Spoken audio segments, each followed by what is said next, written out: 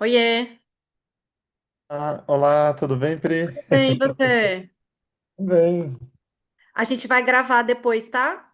Ótimo, tá Fica bom. no YouTube, eu só ainda não descobri como é que eu faço. Já tá até Não, gravando tranquilo. já. Tô até gravando já. Ótimo. Então vamos lá. Primeiro, antes de tudo, a gente tem que lembrar que na infância, para a gente falar que uma criança tem uma taquicardia, ela precisa ter um ritmo cardíaco com uma frequência acima do máximo determinado para a idade. E para isso a gente precisa da tabela de Davignon, que está aqui do lado.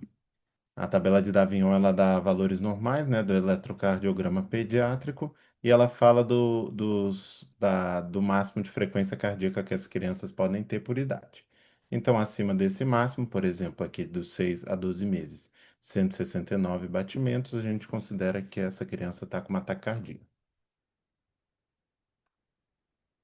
Com relação à prevalência das arritmias na população pediátrica, ela é muito variável, vai variar do período da vida. Então, a gente sabe que, por exemplo, recém-nascidos, mais ou menos 24,4 para cada 100 mil recém-nascidos tem alguma arritmia.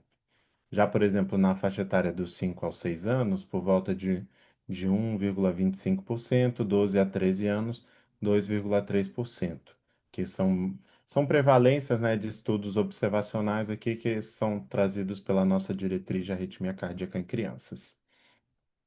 A arritmia mais comum de longe é a taquicardia sinusal, né, que é benigna, mas também é muito comum na população pediátrica as vias acessórias. Então, agora com relação às arritmias, vou falar um pouquinho agora da taquicardia sinusal. A taquicardia sinusal é de longe a causa mais comum de taquicardia na infância, e sempre que a gente está frente a ela, a gente tem que lembrar, né? Ver se essa criança não está com dor, se está com febre, algum desconforto, ou se não está apresentando taquicardia por choro. Tudo isso, a gente sempre tem que tentar identificar a causa.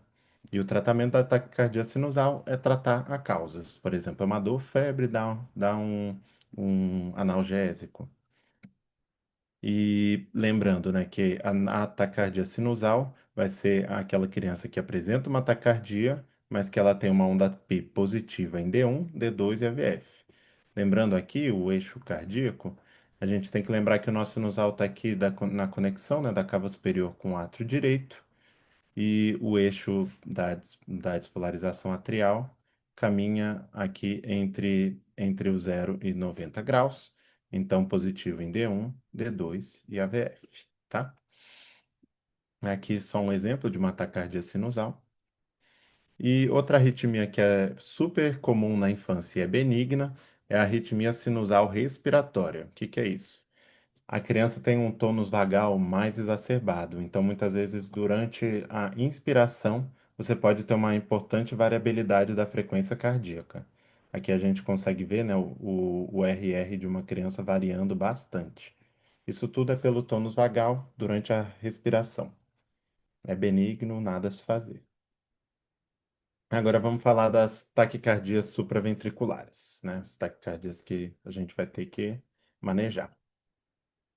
Então, primeiro, taquicardia supraventricular é um nome genérico. É um nome super genérico de uma taquicardia de QRS estreito, regular e sem onda P visível, como vocês podem ver aqui no exemplo.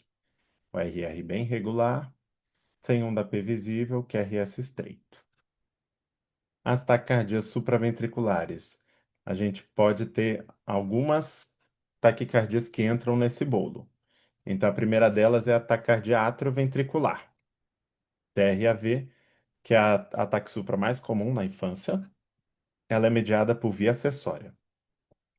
A segunda delas é a taquicardia por reentrada nodal, que ocorre mais ou menos 20%, 25% da população tem dupla via no nó AV, que a gente vai falar um pouquinho daqui a pouco, e pode ter essa arritmia.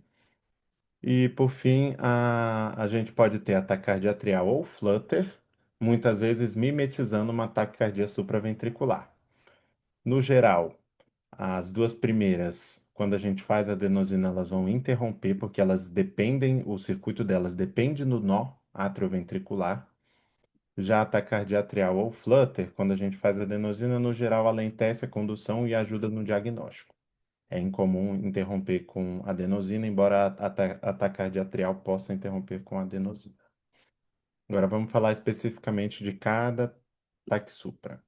Então, a primeira delas é a taquicardia por reentrada atrioventricular. Ela é de longe a mais comum na infância. Ela vai ocorrer por uma falha na formação do ânulo fibroso. O que que é isso?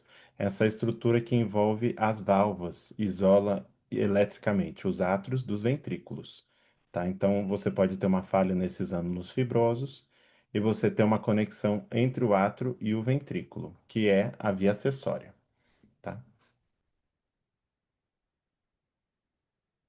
As vias acessórias podem conduzir de diversas formas. Elas ficam aqui localizadas, né, no ânulo fibroso.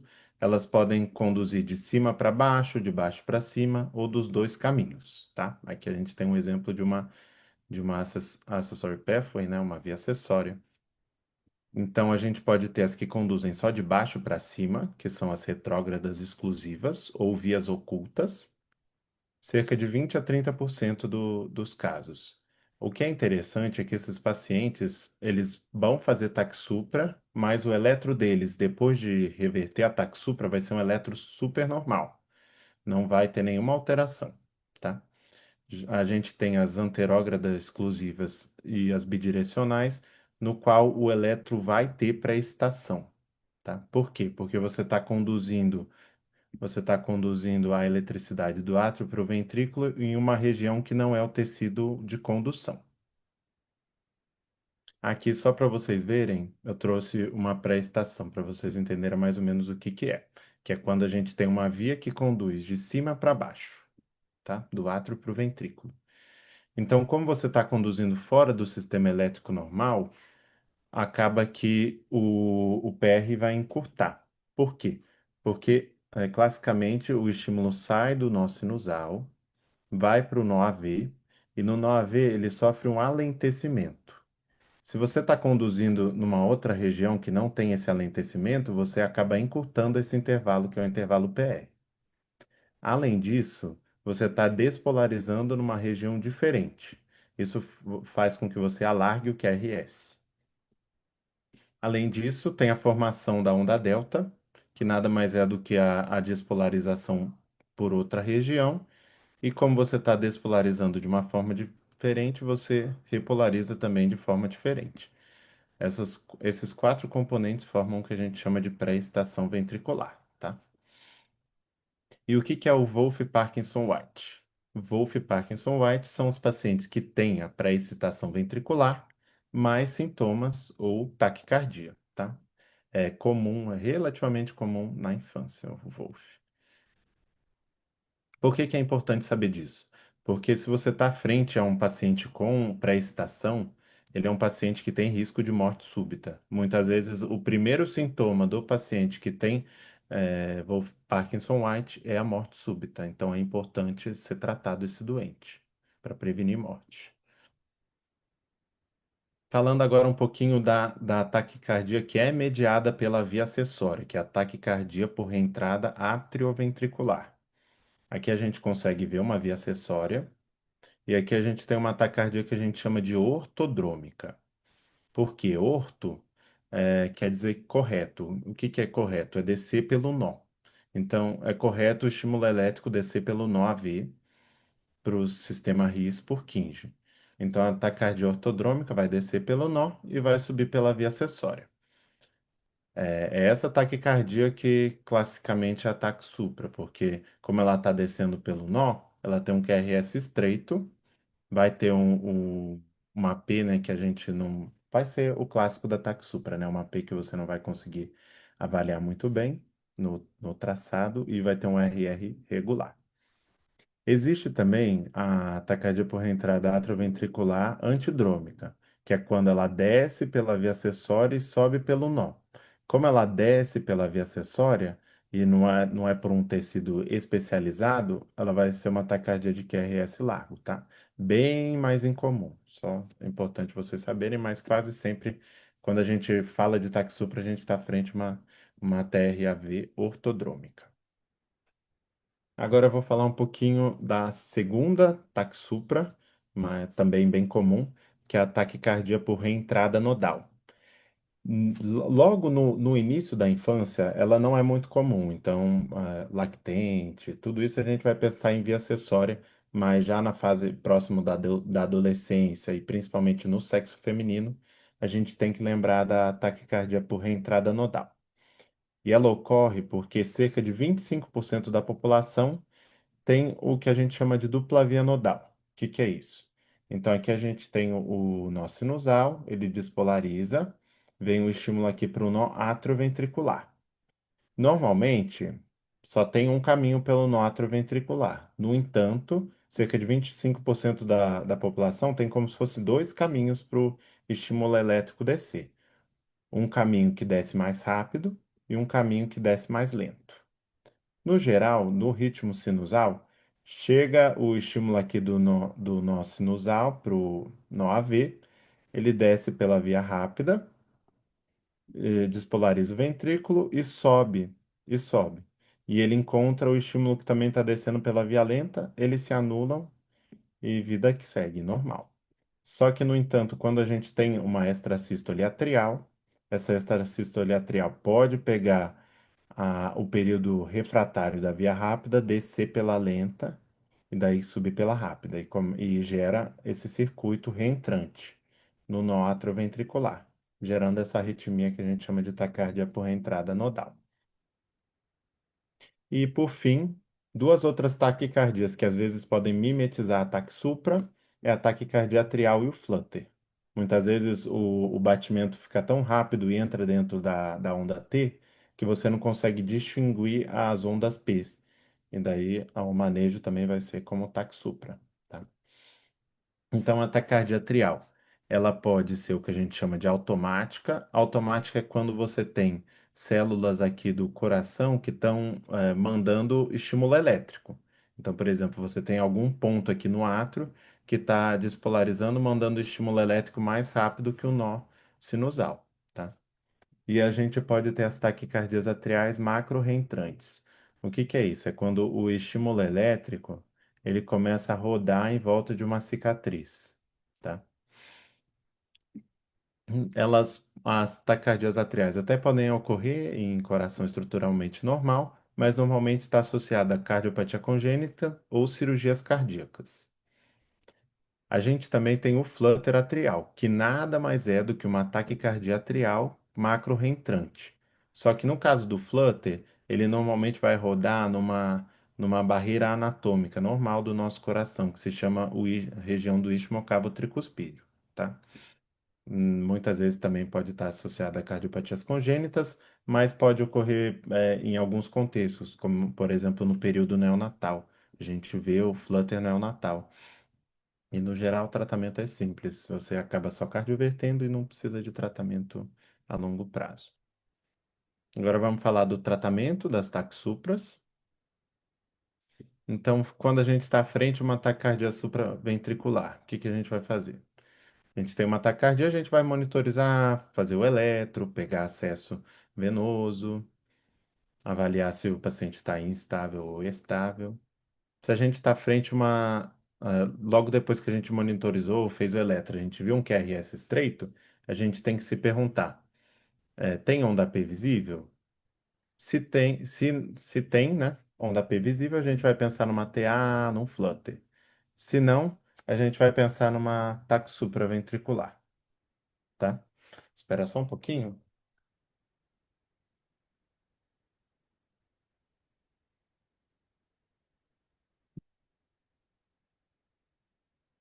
Então, desculpa, gente. Então, se não tem onda P visível, a gente pensa numa ataque supra, né? E entre aqueles leques de diagnósticos, se tem uma P visível, a gente vai pensar numa TA ou num flutter. Lembrando que aqui eu não falei de FA, não falei de regularidade do ritmo, porque normalmente a FA é muito rara na faixa etária pediátrica, tá? Muito, muito raro. Vai aparecer lá para adolescência, mas ainda assim muito raro. Normalmente vai ter alguma mutação genética associada quando aparece. O tratamento, né, da Taxupra, se está estável, a gente vai tentar a manobra vagal, mas se esse paciente está estável e já tem acesso venoso, muitas vezes a gente pode ir direto para adenosina. Não precisa necessariamente tentar a manobra vagal. Se instável, a gente vai para uma cardioversão elétrica. Já na TA e no Flutter, instável, cardioversão elétrica. Como são arritmias um pouco mais incomuns, normalmente se o paciente está com uma TA, um Flutter estável, a gente vai falar com o especialista, seja ele o cardiologista ou arritmologista pediátrico. E eu só quis trazer aqui, né, mais especificamente do Flutter neonatal, lembrar que o tratamento do Flutter neonatal é a cardioversão elétrica e costuma resolver só com essa cardioversão elétrica, muitas vezes nem precisa ficar com remédio contínuo. Agora, se você está à frente de uma taquicardia supraventricular, normalmente após reversão do ritmo, você deve encaminhar para o especialista. Por quê? Porque esse paciente ele pode ter uma via acessória e a gente muitas vezes acaba precisando seguir esse doente. O tratamento desses pacientes crônicos, né? Então, se eles têm menos de 5 anos, a gente e não tem pré-estação, a gente acaba deixando o beta-bloqueador ou a propafenona. Se ele tem um eletro com pré-estação, a gente acaba deixando ou propafenona ou amiodarona, porque essas duas medicações bloqueiam a via acessória. No geral, a gente sempre prefere a propafenona porque tem menos efeito colateral e ela pode ser utilizada junto do beta-bloqueador. Mas a gente evita, quando tem pré-estação, usar só, por exemplo, o beta-bloqueador, porque o beta-bloqueador ele age só no nó, não age na via acessória, diferentemente da propafenona e da amiodarona. Muitas vezes, crianças menores de 5 anos, a gente não pensa em ablação, porque a gente sabe que que o ânulo fibroso, ele muitas vezes ele demora um tempo para terminar completamente a sua formação. Então, em crianças menores de 5 anos, a gente vê às vezes uma cura espontânea das vias acessórias, tá? Além disso, também tem a questão do tamanho da criança e tudo, então a gente acaba deixando a ablação para as crianças maiores de 5 anos, no geral acima de 15, 20 quilos, ou se você não conseguiu um controle medicamentoso. Já a taquicardia ou flutter, também é importante encaminhar para o especialista, né, para a gente discutir a melhor estratégia. Se a gente vai tentar controlar o ritmo, então tirar o paciente da arritmia, ou se apenas a gente vai tentar controlar a frequência cardíaca, manter ele em arritmia, mas com os batimentos mais controlados. Com relação às estratégias de controle de ritmo, a gente tem a ablação, né, mas normalmente é acima dos 5 anos, e a gente acaba muitas vezes evitando fazer em crianças pequenas. A gente tem a possibilidade também de uma cardioversão elétrica e muitas vezes alguns medicamentos que acabam revertendo o ritmo e muitas vezes mantêm em ritmo sinusal, como por exemplo a amiodarona, propafenona e o sotalol, que são os medicamentos mais clássicos que agem no controle do ritmo. A gente também pode adotar essa outra estratégia, controle de frequência, que daí a gente vai deixar o beta com beta bloqueador ou bloqueador de canal de cálcio. Aqui, eu só quero relembrar vocês que os bloqueadores de canal de cálcio não podem ser usados em menores de 1 ano, principalmente menores de 6 meses, porque existe risco de assistolia, porque o canal de cálcio das crianças muito pequenas é muito sensível. Então, se você usa o Verapamil ou Diltiazem nessa faixa etária, pode gerar assistolia, tá? Então, muito cuidado com essas medicações em crianças pequenas. Aqui eu trouxe um vídeo só para vocês entenderem mais ou menos o que que é uma ablação, só para ter uma ideia. Aqui foi um paciente meu, tinha 13 anos, é um paciente com Wolff Parkinson White. Aqui a gente tem uma técnica chamada mapeamento eletroanatômico, com open window. Então aqui a gente vê em cima o átrio esquerdo e embaixo uma porção do ventrículo esquerdo. Aqui está ativando o átrio esquerdo e depois ativando o ventrículo. Então, ativa o átrio esquerdo, ativa o ventrículo. Esse branco é onde fica a mitral, o ânulo fibroso à esquerda, né? Então, a mitral está por aqui e a gente vê que tem uma conexão elétrica entre o átrio e o ventrículo, que é aquilo que a gente chamou de via acessória. Então, ó, veja, ativa o átrio esquerdo, passa para o ventrículo esquerdo por aqui. ao invés de passar pelo sistema elétrico habitual, tá? Pelo... E aqui esse pontinho vermelho foi onde a gente fez a ablação. A gente aplicou o calor, gerou uma fibrose aqui que fechou a via acessória. Agora eu vou falar um pouquinho de outras taquiarritmias. Eu coloquei como incomuns, mas são taquiarritmias que aparecem em alguns contextos específicos. A primeira delas que eu quero falar é a taquicardia juncional ectópica, que é a JET. Ela é super rara, mas ela no pós-operatório de cirurgia cardíaca ela acaba sendo comum, tá? Então, existe até JET congênita, que a gente chama, né, que é quem nasce com a JET, mas é muito, muito raro. A gente costuma ver mesmo no pós-operatório de cirurgia cardíaca infantil. Principalmente em cirurgias em que você mexe na junção, tá? Na região do septo. Então, tetralogia de Fallot, correção de CIV, correção de DSAV. O mecanismo da JET é aquele mecanismo que eu já falei para vocês do automatismo. Então, tem a junção, ela vai começar a disparar sinal elétrico. E normalmente arritmias automáticas, elas têm esse padrão de acelerar, então a frequência cardíaca aos pouquinhos vai aumentando e desacelerar. Aos pouquinhos ela vai diminuindo. O pico da JET costuma ser por volta de 24 a 48 horas após a cirurgia. Aqui a gente consegue ver um eletro de um paciente em JET. O eletro desses pacientes é muito variável. Muitas vezes as pessoas ficam meio na dúvida: será que é JET? Será que não é? Por quê? Porque a junção atrioventricular ela é composta pelo NOAV e pelo RIS. Não é apenas uma única estrutura. E E a gente sabe que a depender de onde está no NOAV ou no RIS, o eletro vai ser um pouquinho diferente. Então, se está aqui bem em cima do NOAV, bem no início do NOAV, você vai despolarizar para os dois lados a junção e vai despolarizar o átrio um pouquinho antes do ventrículo. Então, você vai ter uma P visível antes do QRS, mas um PR muito curto, porque essa P não está despolarizando o ventrículo. Se está mais ou menos aqui no meio, vai ser a despolarização do átrio e do ventrículo vão ser juntas, então você não consegue ver a P. Muitas vezes, se está um pouquinho mais para baixo, a P se torna visível logo depois do QRS, e se está muitas vezes aqui na porção do RIS, você vai ter uma dissociação do átrio com o ventrículo. Porque o RIS vai despolarizar para cima e para baixo, bloquear no nó. Então o átrio vai estar despolarizando numa velocidade e, o, e a junção em outra, tá? Aqui eu trouxe uma técnica que às vezes é utilizada no pós-operatório, quando a gente está na dúvida e quer ver melhor a onda P. Normalmente os pacientes no pós-operatório saem com fios de marca-passo, tanto no átrio quanto no ventrículo.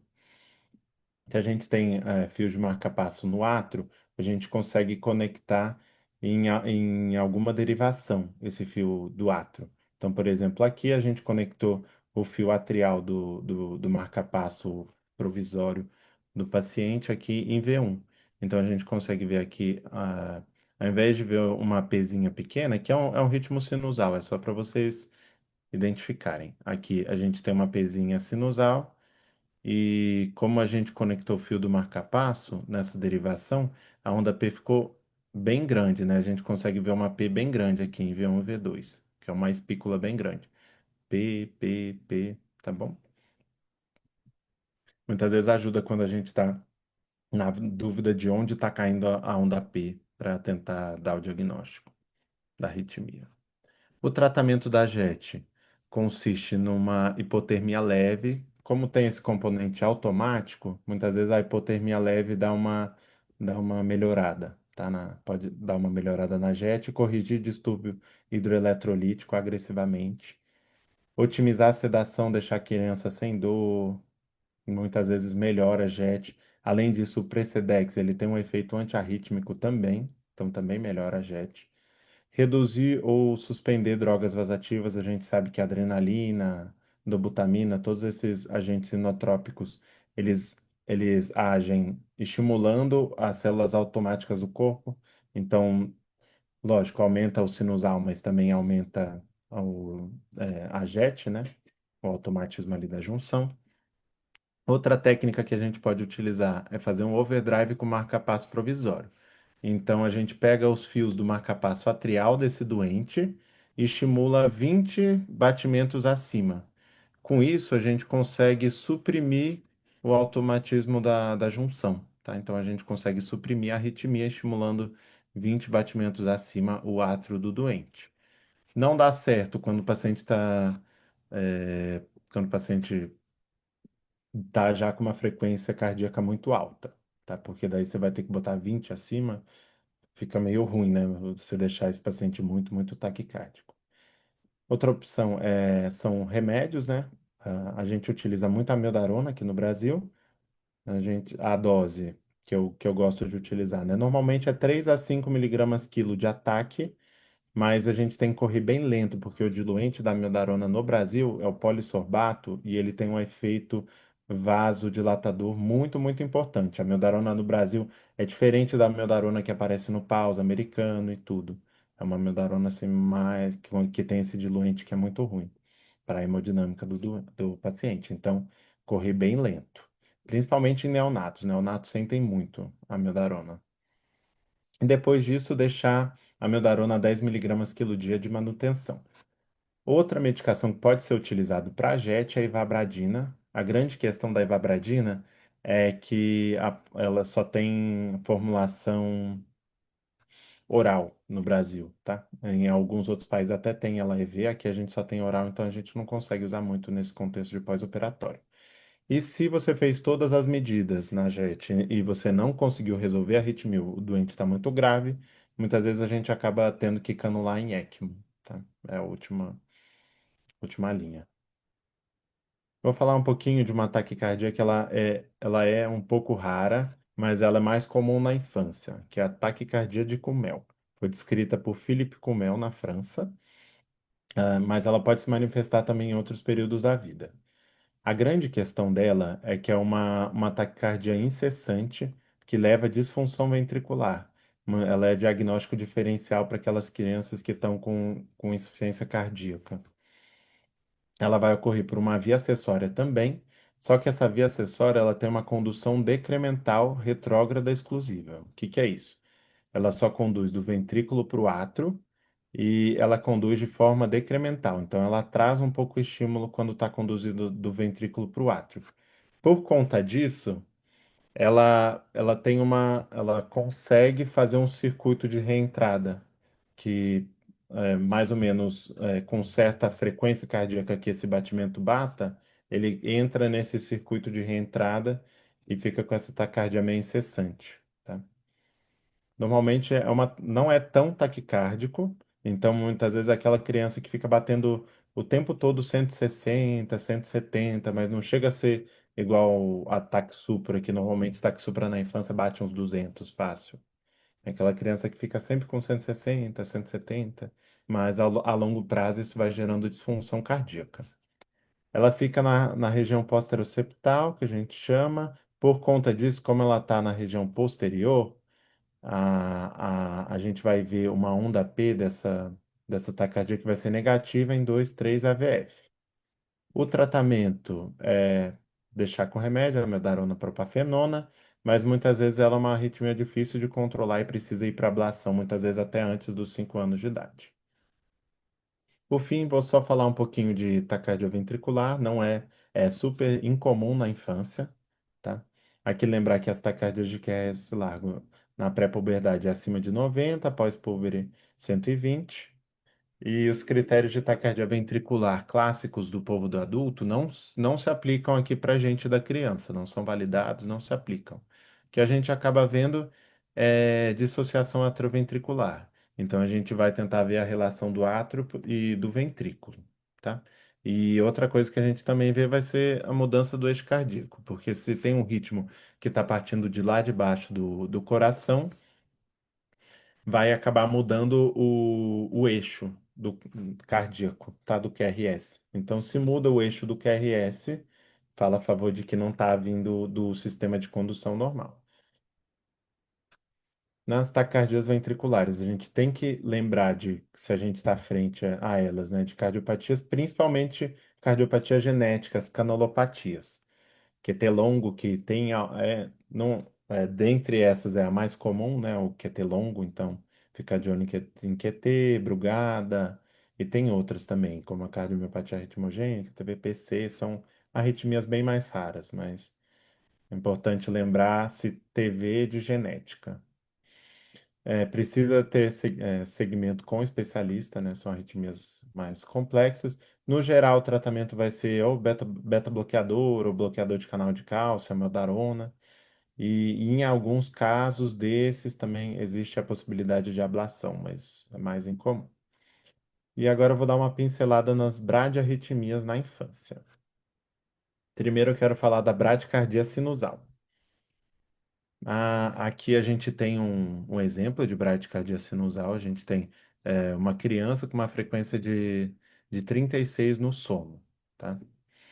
Aqui a gente consegue ver uma P antes de um QRS e esse PR está estável, essa P aparenta ser sinusal, tá? Então, P sinusal, né, positivo em D1, D2 e AVF.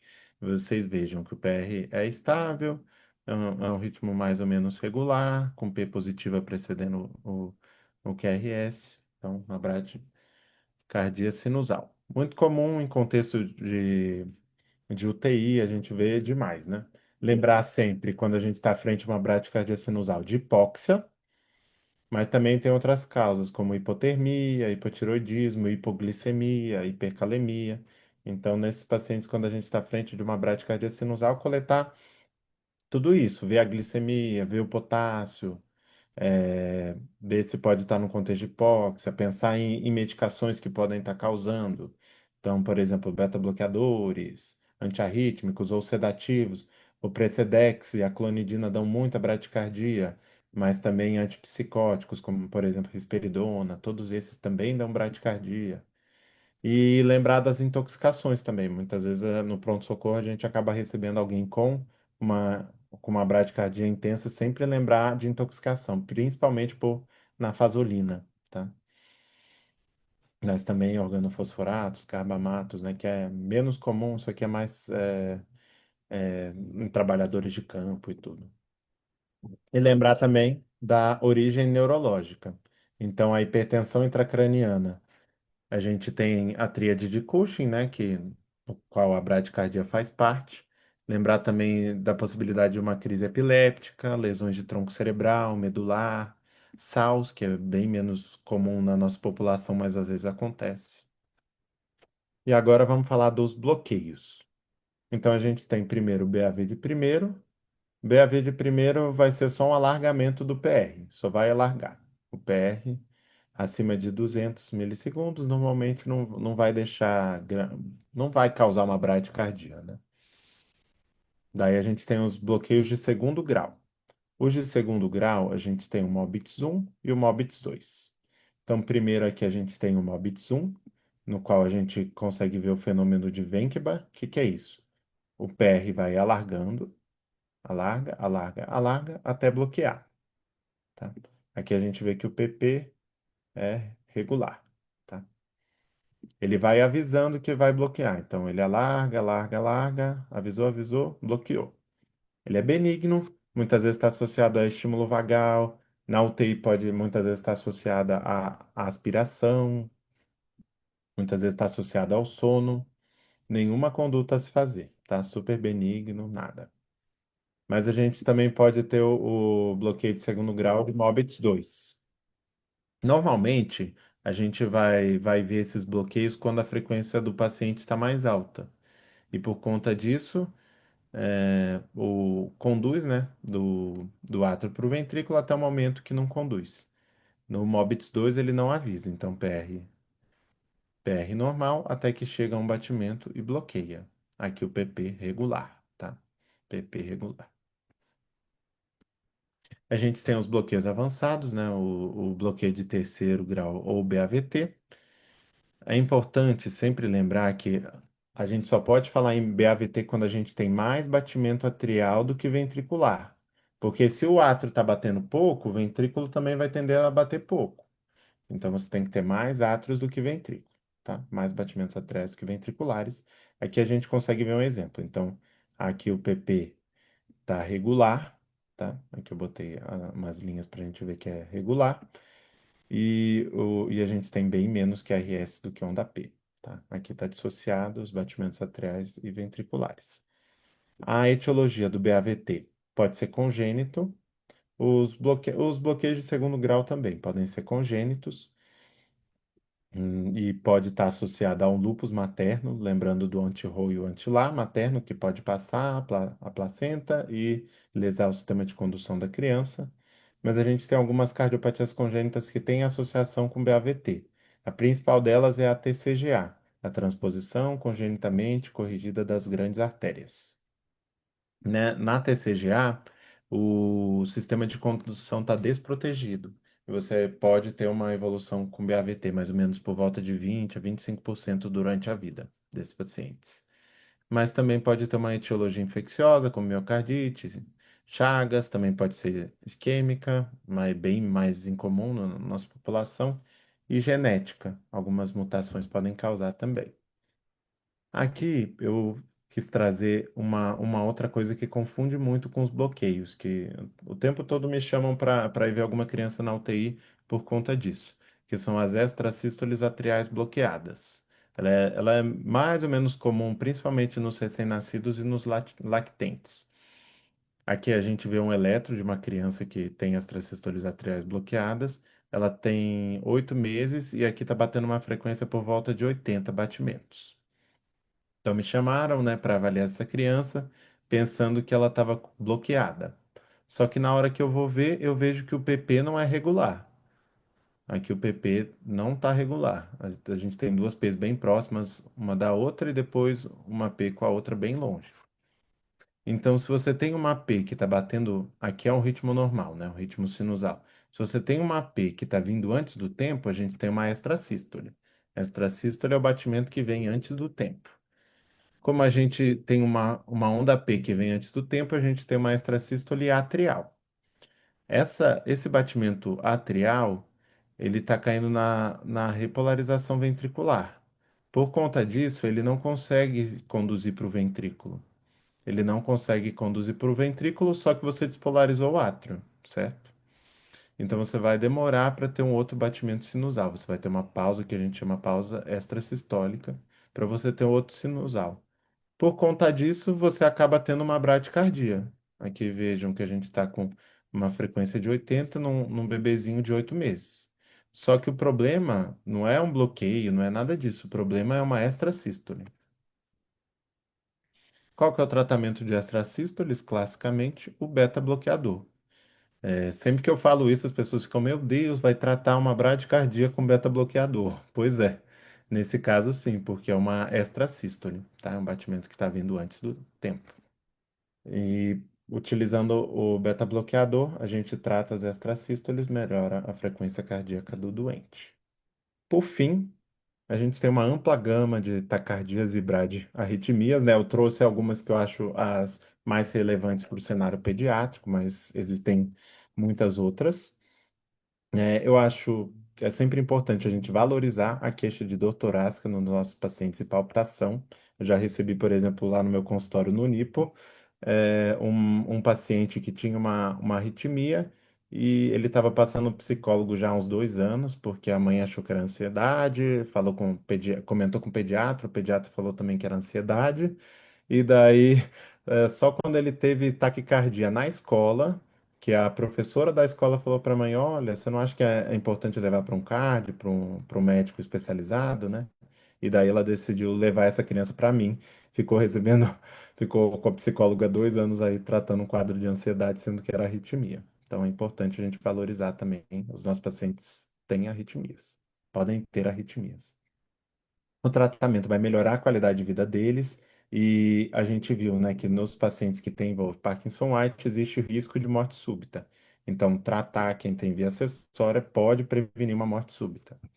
Além disso, a ablação é um tratamento seguro na infância, tem baixos riscos de complicação e a gente tem umas taxas de sucesso boas, por volta de 90% aí boa parte das arritmias. E a condução, né, deve ser feita por especialistas em arritmia pediátrica. Por fim, muito obrigado pela aula, obrigado a todos.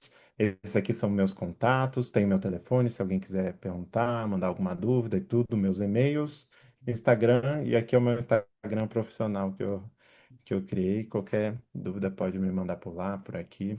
Enfim, se também vocês quiserem fazer alguma pergunta agora, estou aberto a perguntas.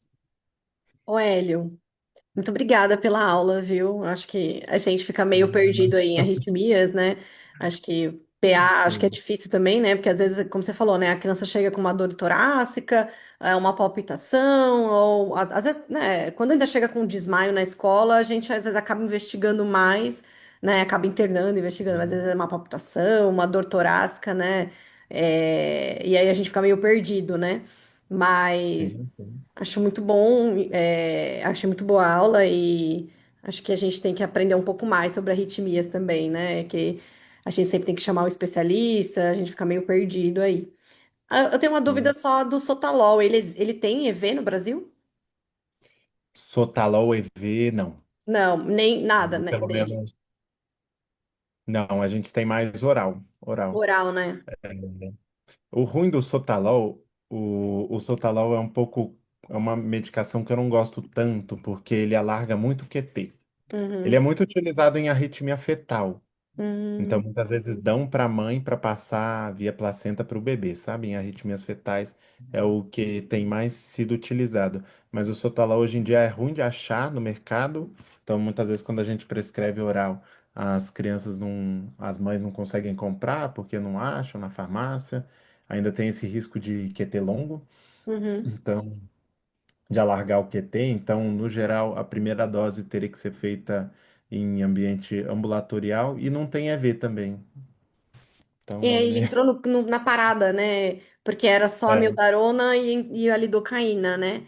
Que a gente sim, poderia usar. E aí ele entrou na parada agora, né? Como um uso aí no sim. novo PAUS, né? Mas eu não tenho experiência nenhuma. A gente tem experiência com metoprolol, Metoprolol, sim. Sim, sim. EV. Eu uso bastante. Ah, EV eu uso também, mas o que eu tenho mais utilizado de beta bloqueador endovenoso é o Esmolol. Eu gosto muito do Uhum, Esmolol porque a minha vida é curta.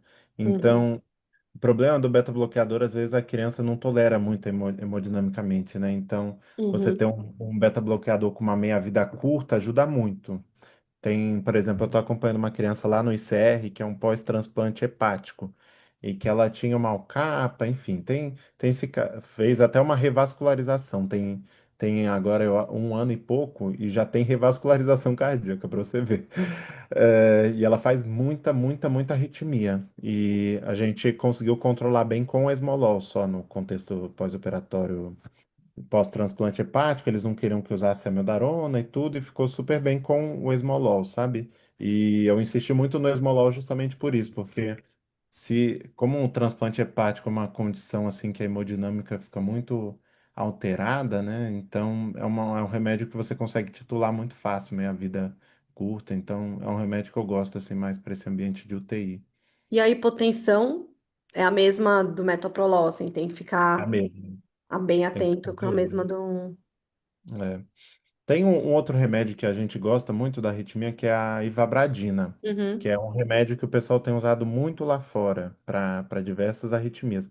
A grande questão é que é caro no Brasil, não tem no SUS, eu até ia começar para essa criança, ia pedir para comprarem lá no ICR, mas a vantagem da ivabradina é que ela tem um efeito, assim, ela age um pouco diferente do beta-bloqueador, mas ela tem esse efeito contra arritmias, digamos assim, automáticas, e ela não tem efeito vasodilatador, diferentemente do beta-bloqueador, uhum. que é ruim, porque beta-bloqueador muitas vezes vasodilata muito, a gente não quer, né, em alguns cenários, né?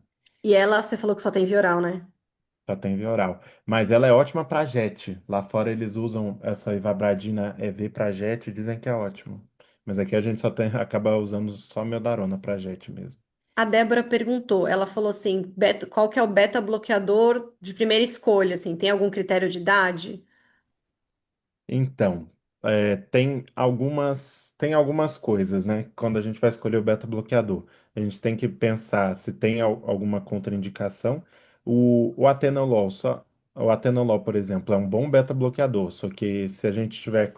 Não é tanto o nosso cenário, né? Mas, por exemplo, ele é contraindicado na gravidez, daí tem essas nuances, né? O carvedilol, por exemplo, é um beta-bloqueador que tem muito mais efeito vasodilatador do que beta-bloqueante propriamente dito. Então a gente, quando está pensando em arritmia, a gente acaba não usando muito carvedilol. A gente gosta muito do metoprolol e o atenolol no geral. Mas, por exemplo, se a gente está frente a uma criança que tem arritmias hereditárias, genéticas, muitas vezes a gente prefere o propranolol. E, mas, por exemplo, a gente na cardiopédia, o pessoal é muito acostumado a usar propranolol para tudo, né? Mas o propranolol ele é meio ruim pela posologia, né? De 8 em 8, coitada da mãe ficar dando remédio de 8 em 8. Então, e o atenolol, por exemplo, pode ser usado em criança bem pequenininha. É uma coisa que a gente não tem muito, a gente não usa tanto no Brasil o atenolol para criança pequena, mas por exemplo, quando eu fiquei em Portugal eles passavam direto atenolol para criança pequena, então dá para utilizar também.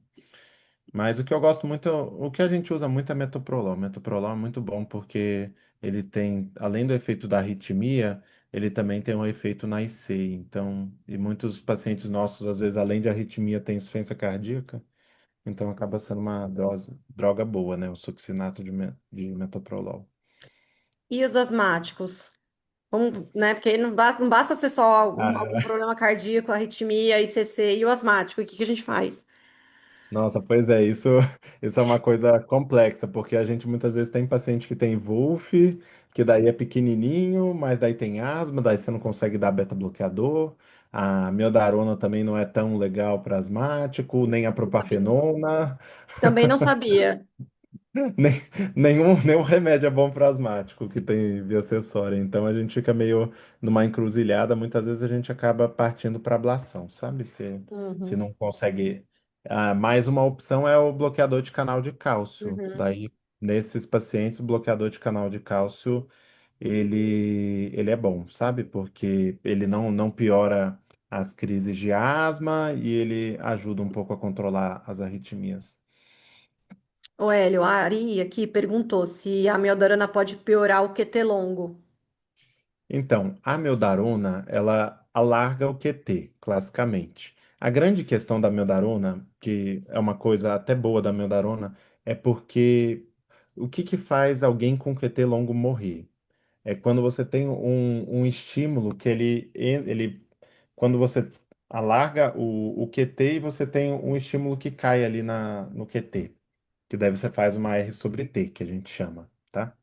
É isso que vai degringolar para uma torsades. A meldarona, apesar dela alargar o QT, ela não mexe no que a gente chama de. Ai, esqueci agora o nome, deixa eu tentar lembrar. Ela deixa como se fosse, ela larga o QT de forma. Ela não mexe na variabilidade do QT. Ela larga o QT de forma fixa. Então, apesar de alargar o QT, ela ela não predispõe tanto a arritmias, sabe? Igual outras medicações que alargam o QT. Não sei se deu para responder, mas idealmente a gente não usa para QT longo. Mas se, por exemplo, você está com um paciente que está com arritmia ventricular, você não sabe o que fazer, e usou a meldarona, mas e não sabia, sei lá, que o paciente tinha QT longo. Não vai ser tão deletério igual outras medicações que alargam o QT, tá? Ela não altera a despolarização do QT, enfim.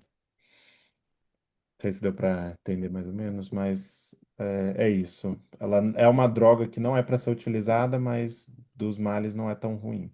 Diferentemente do sotalol. O sotalol aumenta bem o QT e altera a dispersão do QT. Era a dispersão do QT que eu estava tentando. Que é isso, é essa variabilidade do QT, tá? Que daí e essa variabilidade do QT que predispõe a você ter um R sobre T. Alguém mais? Tem alguma dúvida, pessoal? Aproveitem.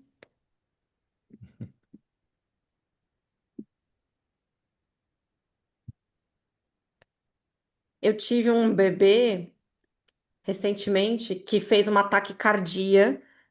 Eu fiquei bem na dúvida se ele era uma taquicardia sinusal ou não. Eu não sei, porque era uma taquicardia de assim, 205 de frequência, então no monitor não dava para ver a onda. Aí eu pedi um eletro. Nesse meio tempo que eu pedi um eletro, eu falei, bom, não sei o que que é. E como ele fazia 200, 180, 170, 150, 200, né, até fazer o eletro. Alguém fez um destro, porque já tinha sido pedido um destro, uma Hum. glicemia de 20. Aí eu Nossa, falei assim, eu sempre soube que hipoglicemia causaria uma BRAD, né? Não imaginava que um ataque. Eu falei, nossa, porque até fazer, eu falei, bom, será que eu vou ter que reverter? A criança estava super estável, eu queria ver o que que tinha no eletro para ver sim, se tem que fazer uma adenosina na criança ou não, né? Aí fez o sim. destro, uma glicemia de 22, 20. Aí a gente fez o push de glicose, acabou a taquicardia da criança. Pra você ver, né? Ah, Falei, gente, essa fisiologia, eu fui ver que pode ser por hormônios contrarreguladores, né? Você faz uma descarga importante de hormônios, por isso que faz essa taquicardia. Aí eu falei, sim. caramba, cada coisa que a gente vê, né? E o menino fez de novo uma taquicardia depois, porque caiu de novo a glicemia. Aí eu falei, pode fazer a glicemia, que com certeza é isso. Bem diferente, para mim era uma hipoglicemia que Não, é interessante. causava BRAD, né? Mas É, normalmente coisas é Brad. normalmente é Brad, né? Eu falei, caramba. Nunca na minha vida eu ia pedir um destro num ataque cardíaco, entendeu? Não, não ia. Eu queria um Sim. eletro naquele momento para eu saber se tem onda P, não tinha onda P, não tava com febre, né? Queria ver o que que eu ia fazer. Já pensei em uma ataque cardíaco supra, né? Uma ataque cardíaco supra Sim. e que eu ia ter que fazer uma adeno. Mas não, era glicemia. Legal esse caso. Mas essas alterações metabólicas também podem dar, né, TAC? A gente lembra mais na Brad, mas É, acho que é isso. Acho que o pessoal não tem mais dúvidas, não. perfeito. Te Muito agradeço obrigado. muito, muito obrigada pela aula. E Espero que dê para entender que é é, meio complexo. Eu tentei dar uma mastigada, mas eu também queria que também não mascarar também, só falar de coisas muito simples, que eu acho que tem que ter uma noção geral, né? Não... tá ótimo. O pessoal elogiou bastante. Obrigada, eu vou parar Obrigado. aqui de gravar, então. Tá bom.